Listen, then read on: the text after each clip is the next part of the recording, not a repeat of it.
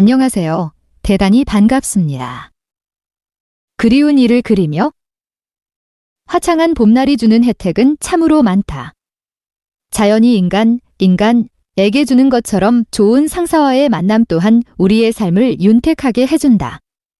같이 호흡하고 있다는 것과 같이 공동의 목표를 지향하는 것에서 감사해하고 흐뭇해 할 수 있는 것은 인생의 보람을 새삼 느끼게 해준다. 그분을 만나 함께 근무하게 된 것은 최근 4년 전부터다. 이 기간 동안 어렵고 힘들어했던 날도 많았지만 그래도 행복할 수 있었고 뭔가를 이루었다는 성취감을 느낄 수 있었다. 어렵고 힘들었던 부분들도 그분의 리더십으로 상쇄되었고 어느 순간 모든 것이 눈 녹듯이 사라지고 언제나 엔도르핀이 충만한 상태로 유지할 수 있었다. 좋은 사람과의 인연은 오랜 공덕이 쌓이지 않으면 만날 수 없고 또한 질긴 인연의 끈을 반겨하지 않는 사람과의 만남도 마음대로 끊을 수 없다는 것을 보면 어떤 숙명의 필연성을 느끼게 한다. 처음 부임해 오자마자 얼마 지나지 않아 건강에 문제가 생겨 일주일을 직장 근처 병원에 입원하게 되었다. 할 수 없이 병상에서 업무를 처리해야 했다. 참 안타깝지만 어쩔 수 없는 노릇이었다.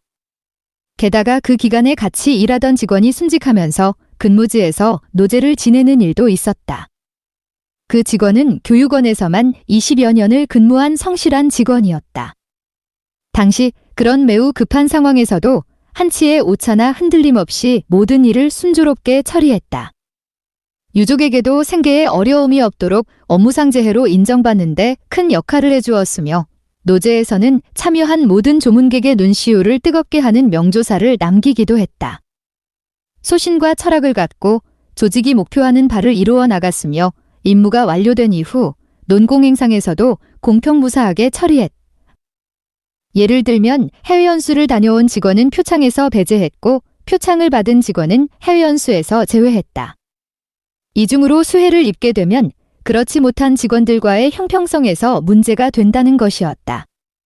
고생스럽고 어려운 일이 마무리한 후에는 반드시 그것에 합당한 보상과 격려가 이어졌다.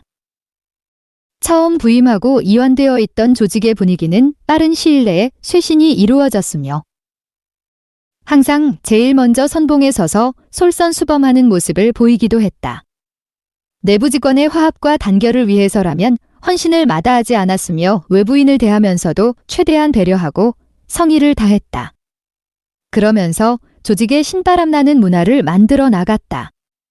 교육생을 대하면서도 진심으로 대했으며 부하와 상사가 잘 융화되도록 지도해 기대치 이상의 성과를 이루어낸 최우량 조직으로 탈바꿈하게 했다.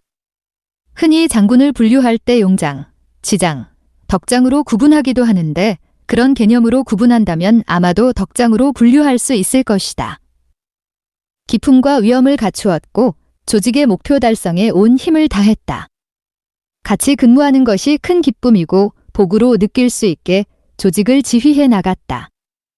백화난만한 계절에 온몸을 휘감아 스며드는 꽃향기처럼 따뜻한 가슴의 넓은 포용력으로 부하 직원들을 감동하게 했고 흔쾌히 뒤따르게 해주었던 그분을 회상하다 보니 그동안 베푼 은혜에 감흡할 따름이다. 그분과의 인연은 오래전에 시작되었다. 입사 전 친절봉사 점검을 일주일 동안 한 적이 있었는데 그때 그분을 처음으로 만났다. 승승장구 하던 모습을 항상 옆에서 지켜보았었는데 어느 날 갑자기 인연이 되어 직속 상사로서 다시 만나게 된 것이다. 온화한 성품의 탁월한 리더십으로 조직을 안정시켜 놓는가 하면 직원들 간의 화합과 안정을 최우선으로 활기차고 신바람나는 조직으로 탈바꿈시켜 놓기도 했다. 어떤 때에는 내부 직원의 결혼식 주례를 손수 서두는 모습에서 인간적인 면모도 볼 수 있었다. 그는 경찰 공무원이었던 아버지 밑에서 자라 상업학교를 나온 후 대학에서 경제학을 전공했다. 그리고는 직장 내의 주요 보직을 두루 거쳐 업무에도 정통할 수 있었고 제반 업무도 빠르게 섭렵해 나갔다. 자제로는 일남일녀를 두었는데 모두들 훌륭하게 성장해 이제는 제 역할을 충실히 해내고 있다. 그의 일화를 얘기하다 보면 끝이 없겠지만 하나만 들어보자. 어느 날 출장을 갔는데 점검을 마치고 돌아와 보니 사무소장이 일금으로 얼마를 내주었다고 한다. 그것을 알게 된 그는 곧바로 되돌려 주었다. 그의 그러한 모습은 얼마나 청렴하고 올곧게 세상을 살아가는지를 명명백백하게 보여주는 사례라 할 수 있을 것이다. 그런데 어찌된 일인지 고향 쪽에서는 별로 근무하지 못했고 강원도와 천안에서 잠깐씩 근무한 것을 제외하고는 대부분을 중앙본부에서 근무했다.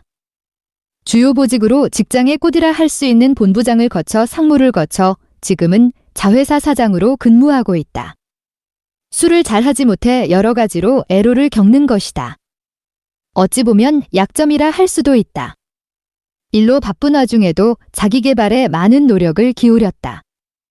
부부장 시절에는 대학원 과정을 이수해 학위를 받았고 본부장 시절에는 박사 학위까지 취득했으며 지방지에 고정 칼럼까지 쓰기도 했다. 더욱 특기할 만한 것은 자비로 국내 유수한 대학에서 최고 경영자 과정 AMP를 이수했다는 것이다.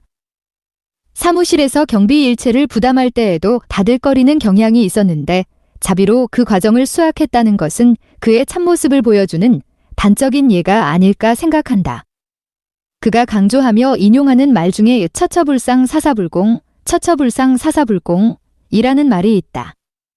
하는 일마다 불공을 들이는 마음으로 대하라.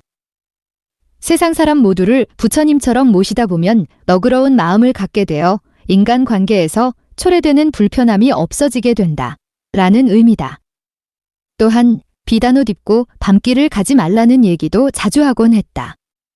금이야행은 비단을 입고 밤길을 간다는 뜻으로 아무 보람없는 행동을 비유하며 이르는 말이다.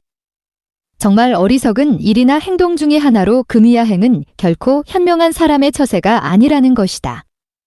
자신이 한 일에 대하여는 충분히 홍보하고 그 내용에 대해 피력하며 자신의 성과를 과시하는 것도 세상을 살아가는 데는 필요한 부분이다.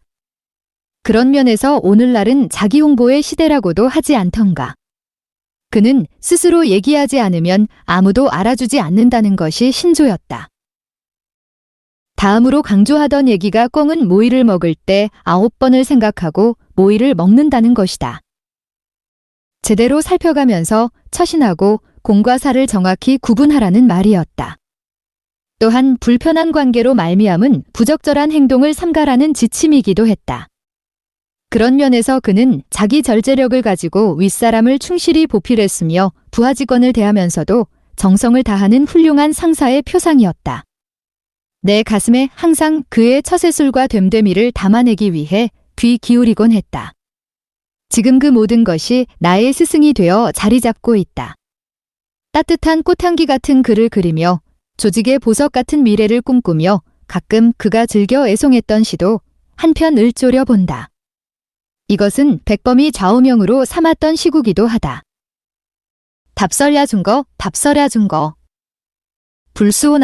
불수혼한행. 금이라 행적. 수작후 인정. 눈 내린 들판을 걸을지라도 모름지기 어지럽게 걷지 말라. 오늘 나의 발자국이 뒤에 오는 사람의 이정표가 되리니